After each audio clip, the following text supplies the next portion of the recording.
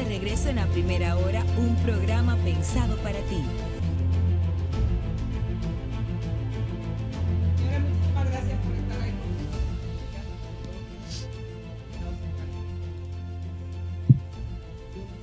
Pascua de Resurrección, a los nuevitos, felices Pascua de Resurrección. Y hoy recibimos a una de las figuras que más se mencionó, más que él, su institución, después de la trágica situación que vivimos en el país el 8 de abril con el desplome del techo del Jet Set. Hoy recibimos al amigo Leonardo Reyes Madera, quien es el director general de la Oficina Nacional de Evaluación Sísmica y Vulnerabilidad de Infraestructura y Edificaciones, ONESVIE. Nombrecito largo ese. No, eso es lo último. Decimos ONESVIE nada más, pero es que hay que saber para qué es la oficina. Buenos días, Leonardo, ¿cómo estás? Muy bien, muchas gracias por esta oportunidad, como siempre. Claro. Y aquí dispuesto a Hay que destacar, servir en todo lo sí, que sea posible. Claro que sí. Hay que destacar que no es la primera vez que nosotros invitamos a Leonardo, porque aquí a Primera Hora, desde que que estamos al aire, hemos estado interesados en lo que son las infraestructuras. Siempre hemos hablado de que solamente nos enfocamos en esto cuando hay situaciones meteorológicas que impactan las infraestructuras, cuando viene un terremoto, y siempre nos enfocamos en el sector público. Entonces yo quiero empezar con Leonardo diciéndome, ¿cuál es el alcance de ONESVIE? ¿Va al privado o solamente al público? No, fíjate, la función originaria de esta oficina es la preservación de lo que sería el patrimonio nacional desde el punto de vista siguiente. Cuando nosotros en el 79 elaboramos en Sodosísmica el reglamento sísmico, que se llamó Recomendaciones Provisionales para Análisis Sísmico de Estructura, nos quedó un vacío y, bueno, ¿qué va a pasar con las edificaciones que desde 1930 a 1980, o sea, en 50 años, no se consideró el efecto de los terremotos? Entonces el ingeniero Coromina y Sodosísmica ideamos lo que fue, hay que hacer una oficina, hay que promover una oficina que se ocupe de evaluar al menos las edificaciones del Estado que fueron construidas en ese tiempo. Luego se da la situación de que a los 31 años después surge el reglamento R001, que ya es análisis y diseño sísmico. Ese sí se convierte en ley. Y nos encontramos que en esos 31 años el Ministerio de Obras Públicas, no, en lo que era en aquella época Secretaría de Estado de Obras Públicas, no exigía análisis sísmico a edificaciones menores de 4 pisos. No se exigía. Entonces tenemos muchos subcentros de salud, la mayoría de las escuelas, y la casa tuya, la casa mía, simplemente no se consideró terremoto, como si fuera un país donde no tiembla la tierra. Y tenemos otra gran masa edificada en los últimos 31 años que no tomaron en cuenta las solicitaciones sísmicas para su diseño. Ahora bien, esta oficina se dedica fundamentalmente a la evaluación de la vulnerabilidad de las edificaciones del Estado. Entiéndase, nosotros hemos evaluado escuelas, hospitales, edificios de uso público. Y a inicio de nuestra gestión, incursionamos en puentes, incursionamos en presas, en acueductos, porque la oficina hasta ese momento solamente se había dedicado al levantamiento físico de las escuelas y a proponer soluciones de refuerzo, pero nunca se llegó a reforzar, porque aunque idealmente se iba a asignar un fondo para que la oficina supliera las necesidades, es decir, eliminara las vulnerabilidades, nunca llegó el fondo y se quedó simplemente en estudios. Óyeme esto, se quedó en estudios y el fondo que se prometió para la oficina no llegó. No, en esa época no llegó, y como eso luego del ingeniero Coromina, que fue su creador, y fue quien su primer director. Ya luego comenzó con el cambio de gobierno que hubo, comenzó entonces a ser ocupada o dirigida por profesionales que no eran del área de la ingeniería sísmica. Y eso hizo que se desnaturalizara un poco.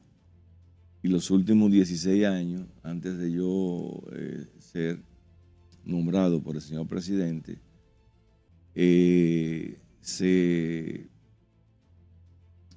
prácticamente la oficina pues quedó fuera de lo que es su función de verdad. Claro. Leonardo, tomando en consideración esta lamentable tragedia del jet set, que lamentablemente nos embarga de dolor y tristeza a todos los dominicanos, algo muy importante. ¿Qué probabilidades hay de que vuelva a ocurrir otro siniestro?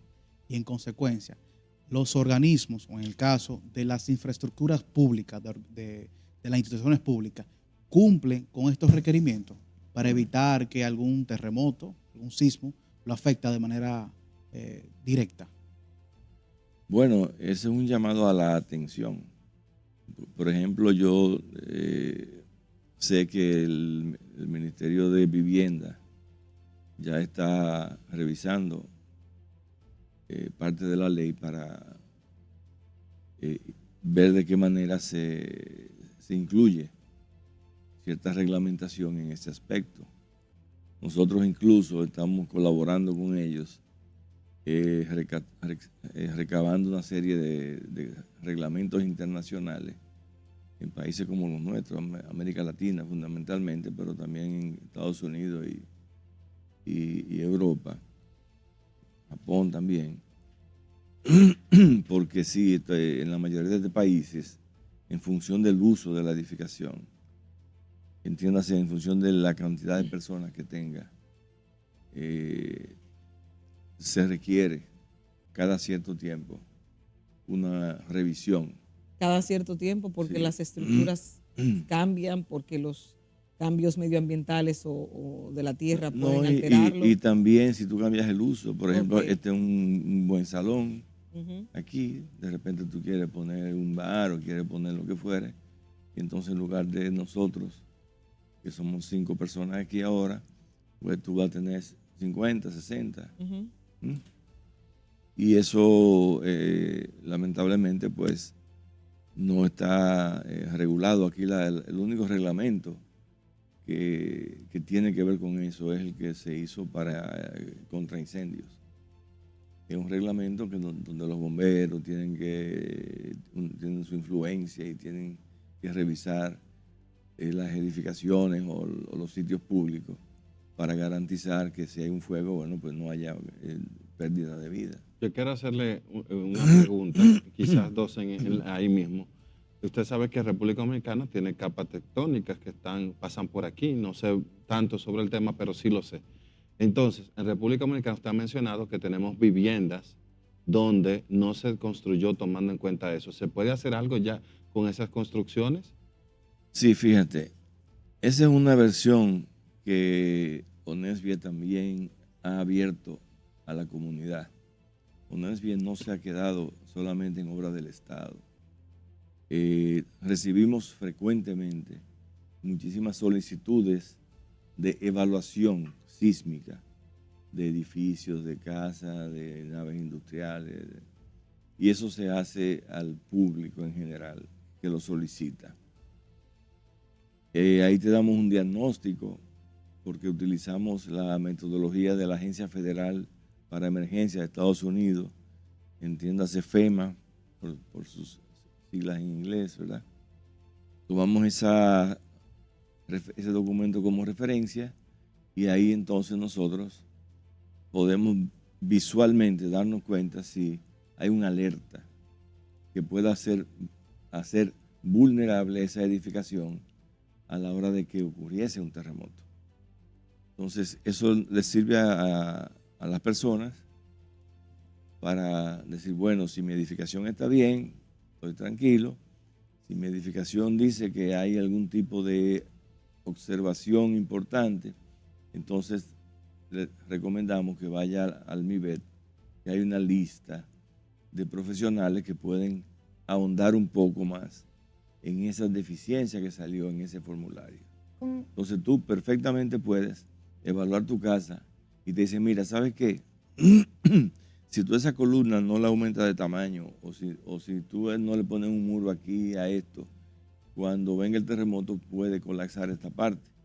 Entonces, ¿qué tú haces? Te adelantas, porque tú lo que haces es que aplicas esa recomendación y ya tú sabes que donde tú estés, estás seguro. Excelente. Con el tema de los terremotos, por todos los acontecimientos naturales que están ocurriendo, no solamente en la República, sino a nivel mundial, pues vamos a decir, los ingenieros, los arquitectos del Estado se supone que se han ido preparando. Se supone que estas edificaciones ya deben estar acopladas y cuando se va a construir deben estar modificadas para que en caso de un terremoto la infraestructura no solo se quede tiesa, sino que vaya con el mismo ritmo del evento sísmico. Con su experiencia y con lo que estamos observando en la República Dominicana, ¿entiende usted que de verdad se está cumpliendo este protocolo, que las nuevas edificaciones están realmente acondicionadas para estos eventos?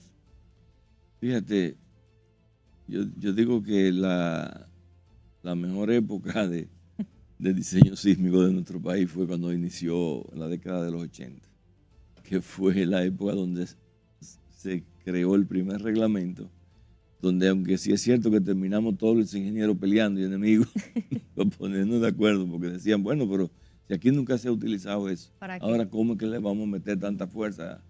Va a salir mucho más costosa la edificación. Pero es necesario. ¿Cómo que sí es necesario? No, porque si sale más costoso, debería ser menos lo importante. O sea, lo menos importante debe ser lo costoso. Pero en la época de los 80 las personas no se imaginaron que iban a ocurrir tantos desastres naturales. Pero te hablo del 80, o sea que... y digo eso porque hubo mucho entusiasmo. Y la gente estaba preocupada y quería hacer sus cosas bien. Y de hecho, bueno, pues esa fue una bonita experiencia. Ahora, ¿qué pasa con el 2011?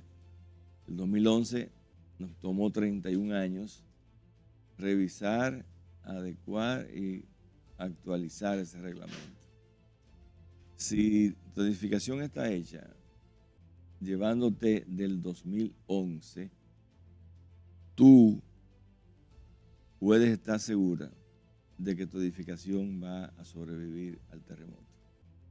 Si se tomó en cuenta. O sea, si se respetó el reglamento.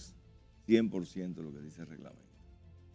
Entonces, todas esas edificaciones que tú ves que estamos construyendo, que estamos haciendo en este país, si cumplen con el reglamento, tú no deben tener ningún problema. Ok, entonces yo me voy a ir a uno que es público, que ha sido materia de debate y de un alcalde que lo fue a ver y que el Ministerio de Obras Públicas lo clausuró, que es el puente de la 17. ¿Cuál es el estado real del puente de la 17 y si puede o no estar operando? Porque le estaban haciendo unas labores de mantenimiento. A nosotros nos enviaron un comunicado del Ministerio de Obras Públicas y nosotros cuando vimos el comunicado dice sí es seguro para su uso. Sin embargo, en Semana Santa lo intervienen, lo cierran y empiezan a hacerle unos cambios. ¿Cuál es la realidad del puente de la 17? Bueno, que se están tomando las medidas. O sea, ese documento que publicó el Ministerio de Obras Públicas también fue avalado por nosotros. O sea, ¿pero el puente funciona o es que es más lo que se ve que lo que realmente es? No, el puente tiene daños, pero son daños que no comprometen el uso de la estructura. Simplemente un problema de falta de mantenimiento por años de ese puente. Por años falta de mantenimiento. Por años. ¿Sabe que los vehículos, si usted no le da 6 meses, cada 6 meses de mantenimiento, pierde la garantía? Sí. Porque puede dañarse. Me imagino que pasa lo mismo con el puente. Entonces, hoy hay una comisión que vino de Venezuela, son la misma empresa que lo instaló aquella vez, donde se está haciendo el estudio de cuáles son los elementos críticos y se va a hacer un levantamiento completo del puente, porque sin un levantamiento tú no puedes modelar y ver qué capacidad de carga puede tener, porque las reglas de juego también en lo que es la parte vial han cambiado mucho. Y ya no van a pasar vehículos pesados por el mismo, entonces, eso es para prevenir. Claro, eso es prevención, hasta que estemos tranquilos, todos y seguros de que no hay ningún problema. Mientras tanto, los puntos más críticos ya se comenzaron a trabajar y nosotros hemos estado de mano con el Ministerio de Obras Públicas, dándole todo el apoyo y garantizando que lo que se haga ahí tenga en esta ocasión una certificación de una oficina del Estado que reciba eso, porque generalmente traemos gente de fuera, hacen el trabajo, llave en mano, se van y ¿quién revisó? ¿Quién recibió por el país? ¿Quién garantizó que eso va a funcionar o funcionará bien? Entonces, en este caso se ha tomado como modelo, diría yo, hacer las cosas como tienen que hacerse. Y definitivamente, si hubiese riesgo de colapso, no estuviese pasando gente por ahí. Evidentemente, hay que hacer el puente, el levantamiento, hay que hacer los planos, hay que hacer los estudios de cálculo correspondientes, incluyendo terremotos, incluyendo huracanes y también incluyendo los nuevos trenes de carga que se utilizan, porque ya el camioncito con el que se diseñó el puente no es el que está pasando por ahí. Ingeniero, usted mencionaba que hay que hacer las cosas que se tienen que hacer. En el caso del Jet Set, si teníamos protocolos establecidos durante años, ¿por qué no se aplicaron a una edificación que tenía más de 40 años de construcción? ¿Qué falló aquí? ¿Qué sucedió? Porque en este caso las instituciones encargadas de darle seguimiento y supervisión, ¿por qué no actuaron y dejaron que continuaran esta parte? Bueno, habría que buscar esas instituciones para que nos respondan esa pregunta a todos nosotros. ¿Cuáles son esas instituciones? Es que generalmente todo eso venía elaborado por los ayuntamientos. Los reglamentos vienen elaborados por el Ministerio de Obras Públicas. Okay. En aquella época, Secretaría de Obras Públicas. Y el único documento que tú entiendes que regula eso es el que tiene contra incendios. Ahora es que el MIBET, luego de esta experiencia, está revisando las leyes y nosotros estamos colaborando con ellos, buscando todos los reglamentos que usan otros países, a ver cuáles son las reglas de juego que se establecen. Claro. Mire, usted sabe que una de las entrevistas que tuvimos con usted aquí, una de las preguntas que yo le hacía, la quiero volver a repetir, pero con un cambio. ¿Cómo puede ser que se traduce en voluntad? Dice una frase que yo tengo, que la voluntad política se traduce en presupuesto.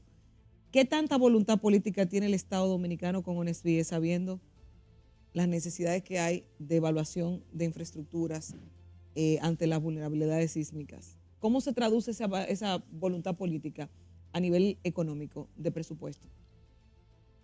No, nosotros tenemos un presupuesto fundamentalmente para pago de honorarios y servicios. No para levantamiento de investigaciones ni más. Lógicamente, nosotros estamos haciendo es el trabajo completo que acabas de mencionar, porque nosotros hacemos la evaluación visual, detectamos los problemas, hacemos el análisis, el diseño, comprobamos que sí, que había problemas, entonces también hacemos los planos de refuerzo y eso se entrega al ministerio correspondiente. Por ejemplo, hace 2 años y medio entregamos al Ministerio de Educación 195 edificaciones con su plano de refuerzo. Hasta el momento hay como 5 que se han iniciado. Solamente. Entonces, de 7,000 planteles. Entonces, nosotros entregamos, no los 7,000, entregamos 195 edificios que son 52 planteles escolares. Porque un plantel escolar no es un solo edificio. ¿Y a qué se debe que no se haya cumplido con la meta? ¿A qué se debe? Eso, el ministerio te dirá si hay falta de recursos o lo que fuera. Recursos ahí no quedaron creo. 23,000 millones, 23,000 millones el 2023 y quedaron, ¿cuánto?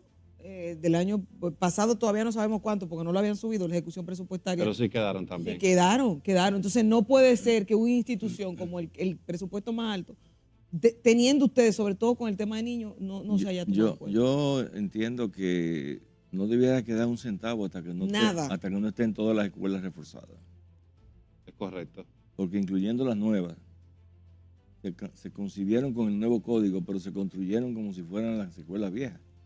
O sea que también seguimos construyendo vulnerabilidades. Cuando ya si somos conscientes no debiésemos seguir construyendo vulnerabilidades. Entonces, la oficina ha tenido todo el apoyo del señor presidente en todo sentido. El problema es cuando llegan las cosas Que llegan ya cuando hay un lío. A los ministerios, entonces frena. depende de si al ministro le interesa o no le interesa, si Sí, lo hace no. o no lo hace. No, y hemos sabemos que lamentablemente Ángel Hernández, que fue el ministro al que se le entregó eso, prácticamente cerró, bloqueó todo eso. Ahora, yo le voy a decir algo.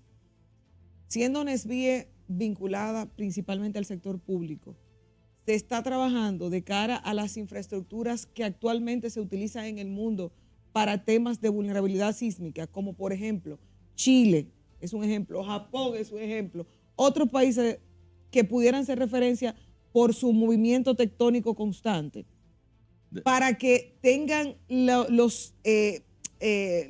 base tipo sprint. Nosotros inclusive presentábamos un video hace unos días. ¿Se está haciendo eso aquí? Fíjate, nosotros tenemos, desde que llegamos a la oficina, un trabajo muy estrecho con JICA, que es la agencia de cooperación japonesa. De hecho, este año culmina el primer programa de aumento de capacidades, fortalecimiento de capacidades. En el 2023 fuimos 15 funcionarios a Japón, a formarnos, a fortalecer las capacidades de todos, y eso fue un hito en ese momento. El año pasado fueron 7 personas más, y ya este año van 7 personas más. Ya este año cerramos el ciclo. Ahora bien, ¿qué hemos trabajado? Hemos trabajado edificaciones, hemos trabajado puentes, y este año específicamente se van a trabajar puentes, carreteras, acueductos, alcantarillados y presas.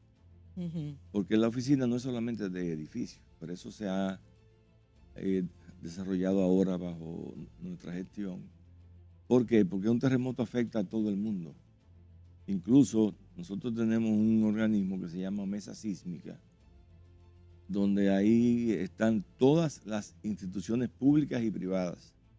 Porque el terremoto no solo me afecta a mí o te afecta a ti, afecta a cualquiera, en cualquier parte del país o de la isla, a la hora que se produce. Ciertamente. Ingeniero, la sociedad dominicana espera mucho de usted, de Onesbie, en referente al caso de Yetset. ¿Qué usted podría decirle a esos cientos de familias que perdieron familiares, que perdieron amigos, que están compungidos, que están envueltos en el dolor y quieren respuesta acerca de lo que sucedió en Yetset con la estructura? ¿Qué usted podría decirle a esas personas? Mira, la responsabilidad nuestra es la evaluación y el desarrollo de lo que se llama ingeniería forense. Es decir, es como la medicina forense, tú tienes que averiguar qué le pasó al paciente. Pero definitivamente nosotros tenemos la responsabilidad de decirle al país cuál fue la real causa. Ahora bien, en términos de detalles, la única entidad autorizada a dar respuesta es la Procuraduría General de la República, porque ustedes saben que nosotros estamos trabajando junto con ellos y ellos son los que dirigen la orquesta en ese sentido. Así es. Y hay que decir, y aprovechando lo que dice Leonardo, dejen de llevarse de especulaciones que andan por ahí. Se están diciendo una cantidad de disparates en redes sociales, sobre todo, porque ningún medio oficial ni serio se va a prestar a dar especulaciones, sobre todo para beneficiar o atacar de ninguna forma. El proceso se está llevando a cabo y se darán todos los pasos del lugar de cara a obtener el resultado que sea la garantía de justicia en este caso. Gracias, Leonardo, de verdad. Yo siempre contenta. Tengo una lista de gente aquí que me ha escrito que cómo pueden ir a mandar a hacer la evaluación. Yo le dije que tienen que mandar una comunicación. Sí, una comunicación, a un correo. Exacto. Y que con todos los datos de lo que quieren evaluar y ya ustedes se encargan, ¿verdad? Y hemos hecho muchísimo. O sea, no, yo me imagino que después de lo del 8 de abril también de hecho, se ha y tiene un costo. Esas edificaciones, no, esa evaluación visual no tiene costo. No, y el Estado ahí tiene esa oficina, gracias a Dios, ¿verdad? Sobre todo para evitar más tragedias. Gracias, Leonardo Reyes Madera, director general de la Oficina Nacional de Evaluación Sísmica y Vulnerabilidad de Infraestructura y Edificaciones Onesvie, que ha estado compartiendo con nosotros. Con él vamos a una breve pausa comercial. Cerramos con el diputado de la ley de tránsito, movilidad terrestre, el hombre que nos va a explicar qué era lo que estaba pasando, si se va o no se va a cerrar, porque dice Milton Morrison que no se va a cerrar, que eso era un fallo, pero le taparon con una funda negra los letreros. Usted está viendo cómo son las cosas. Venimos en breve con Tobías Crespo Pérez, Rafael Tobías Crespo Pérez, diputado del Distrito Nacional. No te despegues ni un segundo. Ya regresamos.